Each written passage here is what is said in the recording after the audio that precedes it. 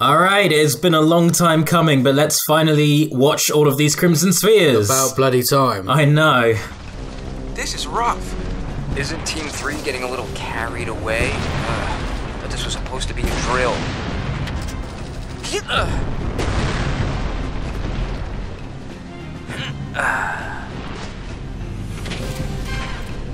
Them fighting fiends? Yes they are, yes. It's actually part of their training is what they're doing. Hey, aren't you an Al-Bhed? Why are you trying out for the Crimson Squad? Hey, the Al-Bhed want to protect Spirit too. I wanted to be a Crusader, but apparently we're, not eligible. Besides, no one can handle one of these babies like an Al-Bhed can. Machina, even if the Maester's okay with it, what about everyone else? Shut up. We'll get reported. So you can tell by the talk of Maesters and the Crusaders that this is happening during Final Fantasy X. My name's Barreleye. I'm from Bavel. You? I've seen this 100 times. Yep, a lot of people'd sooner shoot an Al-Bhed than tell them their name.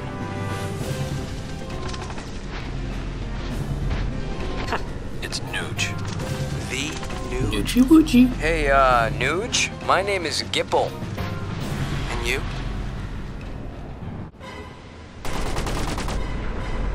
Ammo! I'm out! This is it. Don't give up! Me? Now what? After you! Scared? Bang! Dick move, Barreleye.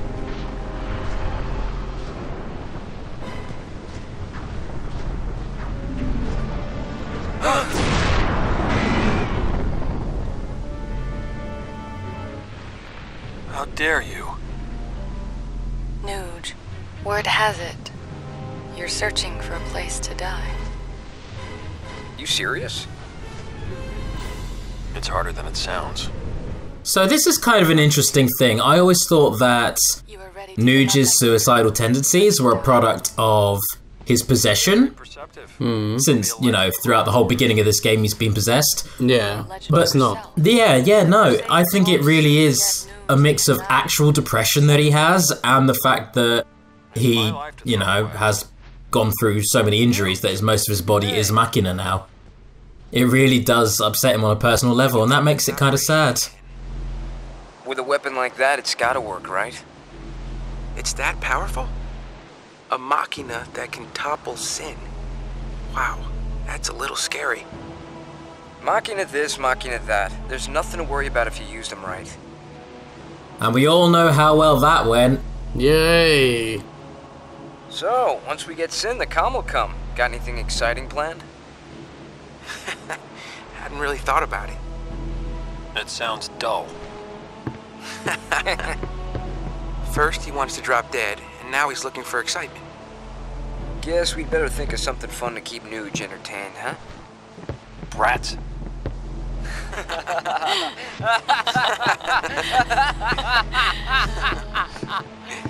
Based on the fact that these guys are like the only brand new original characters created solely for this game, I kind of get a feeling that these guys were supposed to be the main protagonists of 10-2.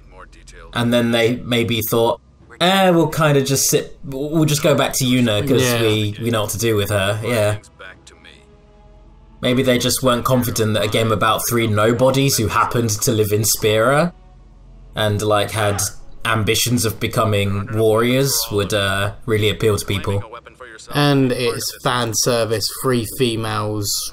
Yeah, you don't get, well, I mean, you know, get a little something for the ladies with three Yeah, I guess so. fairly hunky 20-something looking dudes. Them belts though. Whew. Oh, the belts. Goddamn. The belts. Anyway, here they are in the Den of Woe, and we can find out what actually goes down in here.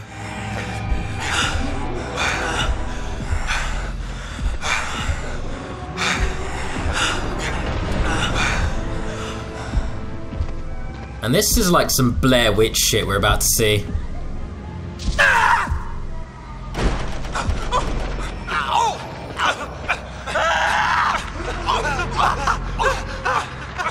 Jesus Christ.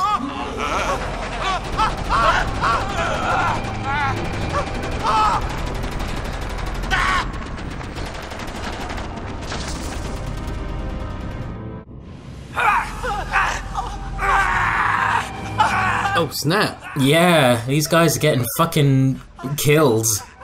But what, though?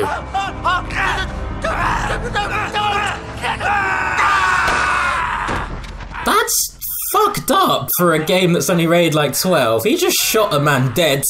He's walking around just fucking flailing his machine gun. Like, whoa, this is getting violent now. Okay. What's happened to everyone? Extremely dangerous indeed. That's what's causing it? Get out! No one passes until we make sure. Count me out. I want no part of a group whose members kill each other.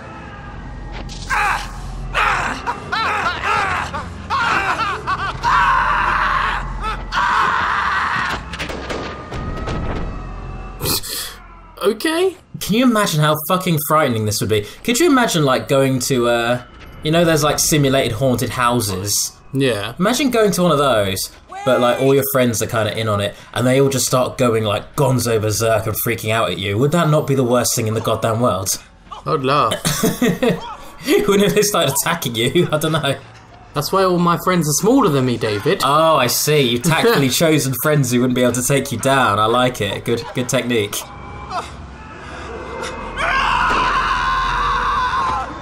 This is borderline horror, this whole thing. This is kind of a testament to how fucked up fireflies can be when they want to be. In fact, when you think about it, fireflies are the worst thing to happen to Spira. Everything bad in Spira is because of fireflies.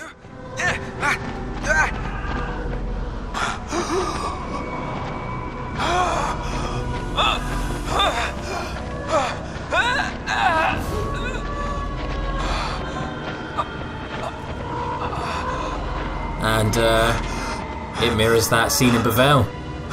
Yeah, it does. It's like, I kind of love this moment for that reason. Put the gun down!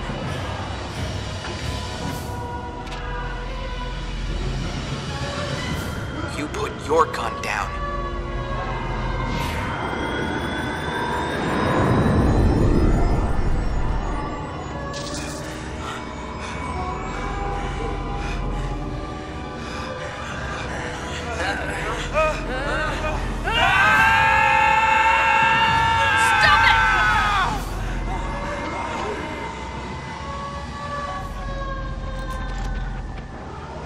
I'm glad that a stern telling off from their recorder is all it took to calm them down.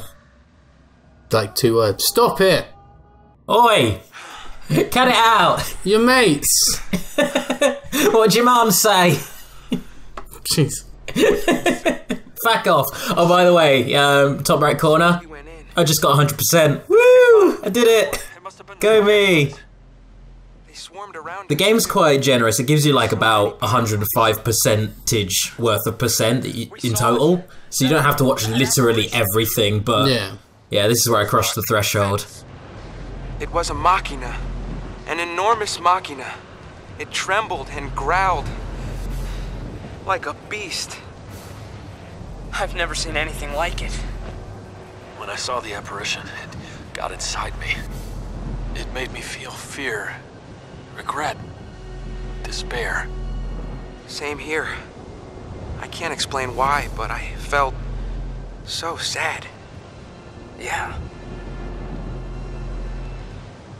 It was like somebody's raw emotions just came out of nowhere and hijacked my brain. Somebody? Somebody who?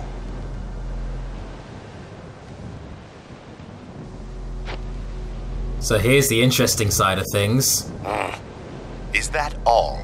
Here's his reaction to learning all about what went down in the Den of Woe. Return to the command center at once. Protect the Maester until the operation has concluded.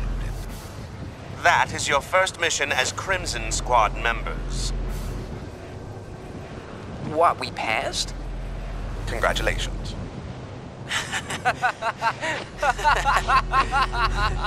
All right! We did it. Yeah, we did. Run! Run! Quiet! So Yevon knew about, Yevon of the first game knew about Vegnagun and Shuyin and all that shit. and they were keeping it buried in this place.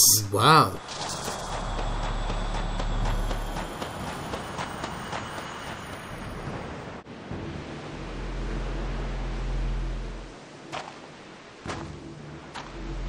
I'm glad you're all right. You're not mad. Mad. I kept you from dying. You can owe me one. Why did you follow us? I want to know what it was you all saw back there. Problem is, we don't know. We'll figure it out one of these days. We'll tell you then. Well, the Maester's not going to be pleased when he finds out we're still alive. Moving as a group is too risky. Want to split up? That would be wise. Your work's done. Why are you still recording?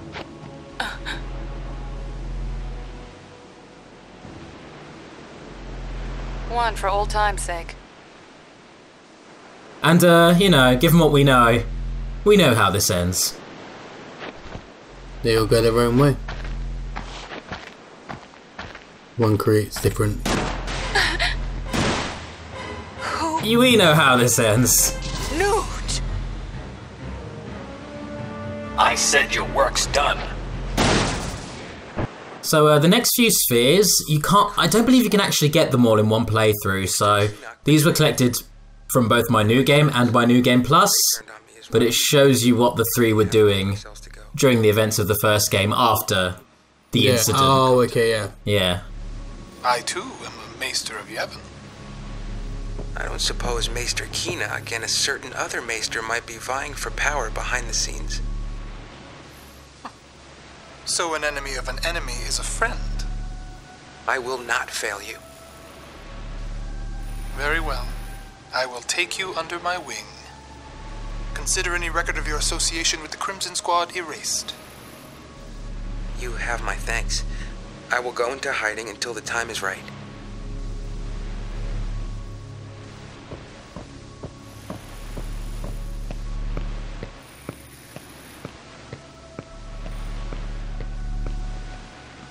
Is this wise, your Grace? Who knows what he might be planning? I'm going to assume that's the voice of Bingo and or Dimpus from the first LP. Yeah. And I'm so glad to hear them again. The ship of carrying Lady Yuna has crossed the moonflow. Now then, shall we begin preparations to welcome my lord's future wife?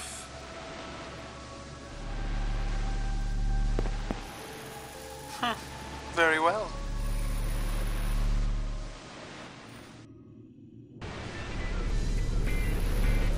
Just got a transmission. Apparently the Guado are conducting a manhunt nearby. Orders are to locate the Sumner Yuna and kill her guardians. Maybe you ought to lay low for a bit. That advice? No, I just don't want you stirring them up. The temples are after me too.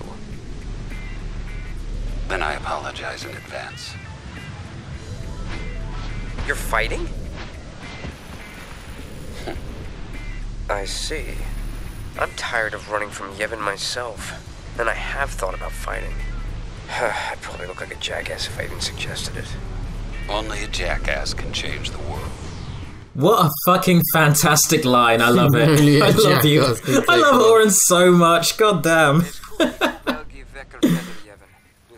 So this was right after the party got swept to Beaconell. And you know how this one ends, of course.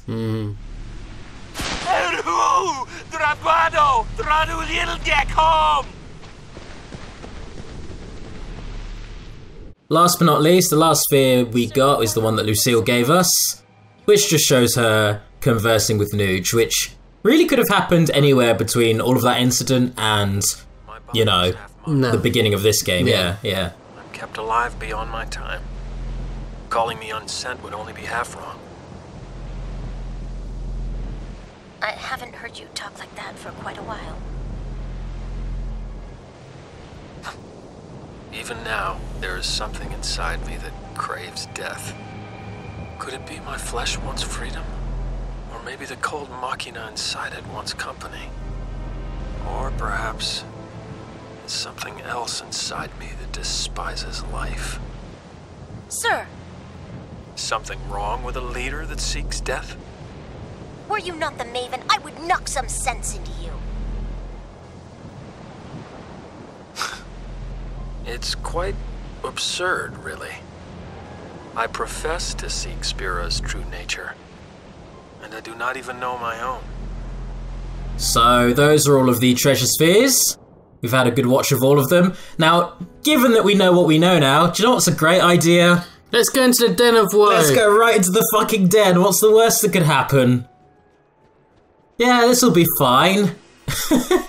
I feel like the idea of those spheres is that you watch them and then realise... Like, oh no, let's not go into there because it's bad. Yeah, we shouldn't be in here. But no, in game-wise, let's do it. Yeah, fuck it, 100%, yo. Even though I'm already there, apparently.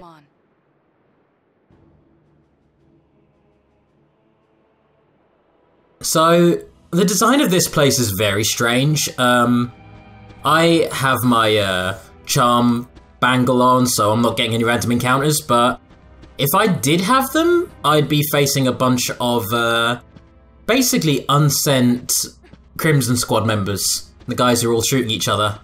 Oh, well, okay. Yeah, they go down like a sack of shit. They're not particularly hard to beat. But in terms of the actual design of this place, it has a lot of weird platformy bits and dead ends. So I don't know if they were planning to do more with this place or what, but yeah, this is genuinely me trying to figure out what's the point of all these dead ends. Why are they here? What is the point of this? To make the game longer, I guess, but if you know that they don't lead to anything, then you can just blitz right past them. It doesn't extend anything. In fact, I kind of took a hint by this point and just kind of run straight for the end. Maybe I missed a chest or two in doing that. Maybe that was the trick. But you know, I'd rather fool me twice. Shame on me. I'm not gonna go down the other paths. Okay. I bet that's where like the ultimate weapon just is. Just like really, really powerful accessories that like double all of your stats or some shit. Something's coming! Now, you remember earlier in the game when there was that scene in Bevelle, you know, the one where they all went to shoot each other. Yeah. And I was like, how is this optional and hard to access because it's one of the most important scenes in the goddamn game? Yeah. This place is really similar to that. Like, this is so important to 10-2's plot. It explains so goddamn much. Because this is the first time, when I was recording this, it was the first time that I'd even seen this. I've never actually accessed the Den of Woe before. And I will redact earlier statements I made, where I said that Shu Yin isn't properly explained. He is. He definitely is. Older than that. Whoa. Shu Yin! You? I wanted to rest forever, but the fireflies make me relive that moment. Again, and again, and again!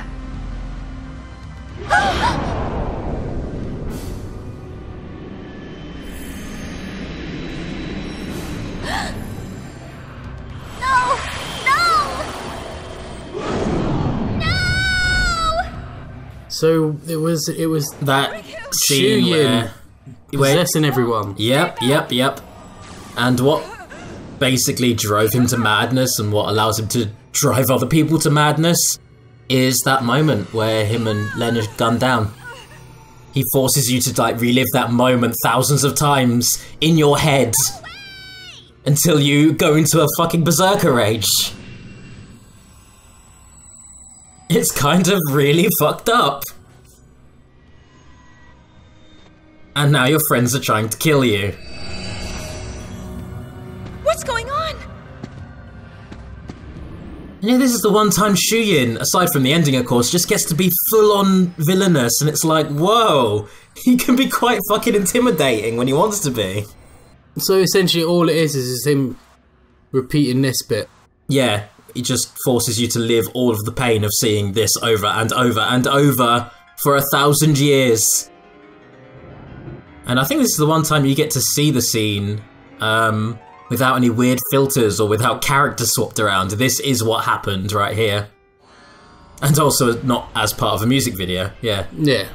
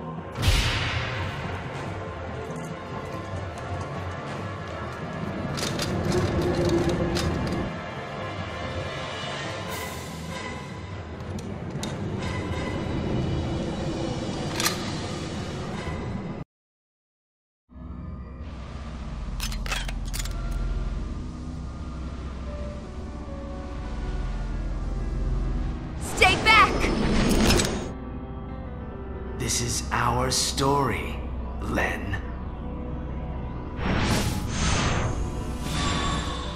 Proper irritates Una at this point. Don't make me say this again. I'm not Len! I will fucking ice you!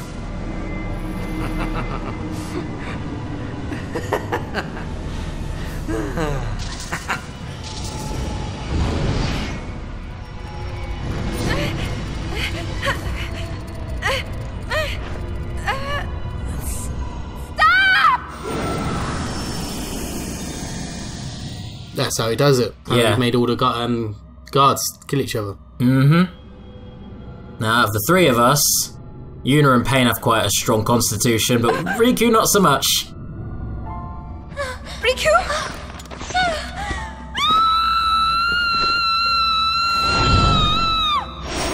And we have our next boss fight. Against Riku? Yeah, we gotta fight Riku. So, hypothetical situation, although I kind of know the answer. Me and you go to the Den of Woe. I go into a berserker rage. What do you do? Beat you up.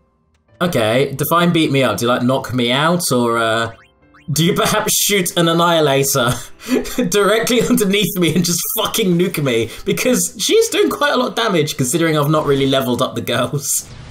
So, boom. Fucking hell. Bit overkill, but that's how we do. Just nuke her. Yep. Oh, Pain's gone again. Now you have to fight Pain. Pain as well, yeah. Don't think that's it though. Den of Woe's got a nice little boss rush for you.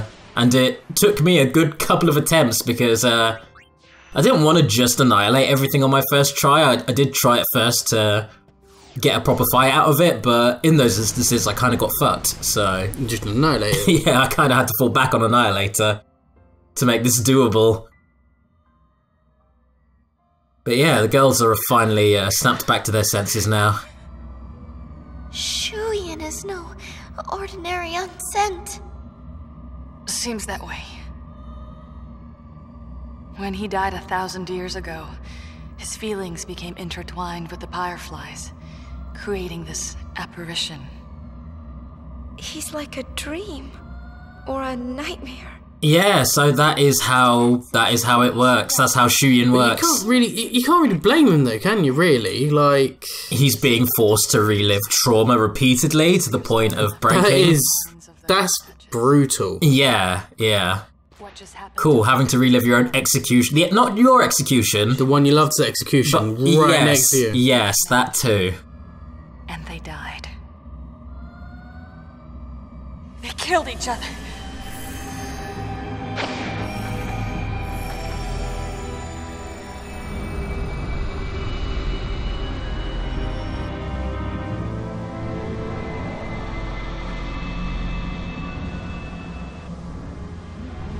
But these three lived.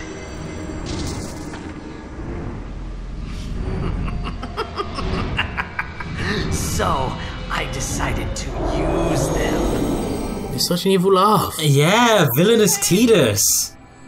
You don't get to hear James Arnold Taylor do that a lot. Here's a new boss fight for you. We've got a fight Baralai, then Gipple, then Nuge. Jesus. Yeah, wow. All three of them have a blue bullet spell that you can learn. Baralai's we've already learned. Gipple can teach you Mortar, and Nuge can teach you, I can't remember what it is. It's something that is probably comparable to Annihilator, if I'm honest. Wow. Yeah. But that said, these three, while they are quite tough here, are not even close to how powerful they are when you battle them in the Fiend Arena. So I'm not really showing. I can just imagine it. Yeah, in the Fiend Arena, Nuge himself starts off with a move. Oh, grinder, that one hurts. Nuge starts with a move called Lightfall, which does 5,000 damage to all three of your party members, regardless of defenses or anything else. You need to have three party members with more than 5,000 health or you die. Wow, okay. He does that move every, I would say, 10 attacks. And he constantly attacks, a la, you know, Baralai and Gipple. So yeah, these guys are pretty fucking beastly. The game can even force you to fight the three of them teamed up together in the arena, and that is where it gets straight up disgusting. Yeah, I won't do it. Yeah, it's like borderline impossible with fully maxed out characters. Shit is so goddamn hard. Here's the big man himself, Nuge, and he's probably the worst out of the three. Because Gipple is good for physical attacks, Baralai for putting constant pressure on you. Nuge is just a powerhouse. He's like he's an Auron. Pretty much, yeah. He could just sap your HP and MP with some of his attacks. Oh, wow, okay. If not for me having Ragnarok on, that would be a right bloody pain. Yeah, pain's down by the by, and at this point I'm just like, oh, it's not worth picking it back up, fuck it. Just keep annihilating. I'm not really going to the effort of like raising these girls' experience anyway. I'm not playing for that, so whatever. So get annihilate. Get annihilated, you fuck. That took quite a few annihilators, by the by. That was like 4, wasn't it? Yeah, he has quite a bit of health. No one uses my friends. Anyways, let's go outside. I don't want to be here! Me either. And yeah, the girls finally get a hint. We shouldn't be in here. This place sucks. It was Shuyin. 2 years ago, the guys encountered Shuyin's memories and learned of Vegnagun. After we escaped, they said they would uncover the truth behind it. But then, Nuge shot us. We thought he'd betrayed us. But Nuge wasn't Nuge. I understand now. Shuyin was using him the whole time. Let's go find him, Pain. At this point, I was like, wait a second, he's already freed. Isn't Baralai the one who's possessed now? Yeah. And the game's actually clever enough to acknowledge that. Or Riku is, anyway. Remember when the three of them were meeting in the Bevel underground? All these fireflies came floating out of Nuji's body in a big cloud. And then they went whooshing into Baralai's body. So, doesn't that mean Shuyin's using Baralai now? Oh. Hey, Riku, not bad.